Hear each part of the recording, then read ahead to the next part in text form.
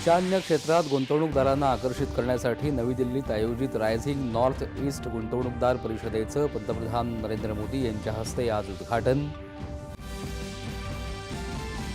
Amrit Bharat railway स्थानक योजनेअंतर्गत राज्यातल्या 15 स्थानकांसह देशभरातल्या 103 पुनर्विकसित रेल्वे स्थानकांचं पंतप्रधानांच्या हस्ते लोकार्पण।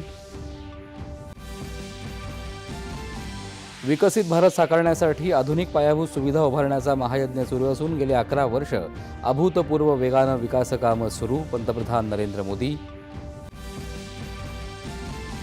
ऑपरेशन सिंदूर म्हणजेच दहशतवादी आणि त्यांना आश्रय देणाऱ्या पाकिस्तानला धडा शिकवण्याचं भारताच्या न्यायाचं नवीन स्वरूप, पंतप्रधान। जम्मू काश्मीरमध्ये चत्रू इथं सलग दुसऱ्या दिवशी सुरक्षा दल आणि दहशतवाद्यांमध्ये चकमक सुरू।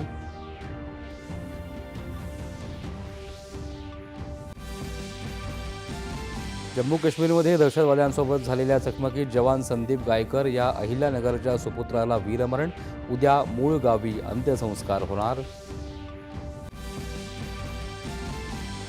किरू जलविद्युत प्रकल्पातील लाचखोरी प्रकरणात सीबीआयकडून जम्मू काश्मीरचे माजी राज्यपाल सत्यपाल मलिक आणि इतर 5 जणांविरुद्ध आरोपपत्र दाखल। अमेरिकेतील प्रसिद्ध हार्वर्ड विद्यापीठात परदेशी विद्यार्थ्यांना प्रवेश देण्यास अमेरिकेतील ट्रम्प प्रशासनाची बंदी।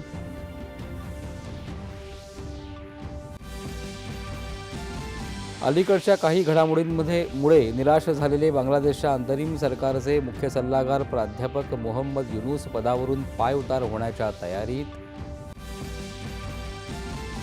पुण्यातील वैष्णवी हगवणे मृत्यूप्रकरणी सासरे राजेंद्र हगवणे आणि दिराला अटक, दोषींवर कठोर कारवाईची मुख्यमंत्र्यांची ग्वाही। राज्यात तूर खरेदीसाठी केंद्र सरकारकडून 28 मे पर्यंत मुदतवाढ, पणन मंत्री जयकुमार रावल यांची माहिती।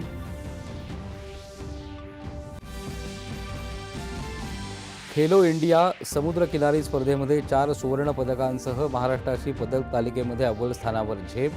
पेंचक सिलेटमध्ये सुवर्णपदक तर कबड्डी सॉकरमध्ये उपांत्य फेरीमध्ये धडक। आणि रत्नागिरी, सिंधुदुर्ग आणि सातारा जिल्ह्याला आज पावसाचा रेड अलर्ट, तर कोकण आणि पश्चिम महाराष्ट्रातल्या बहुतांश जिल्ह्यांना ऑरेंज अलर्ट। नमस्कार, 11च्या बातमीपत्रात मी अमेय रानडे आपलं स्वागत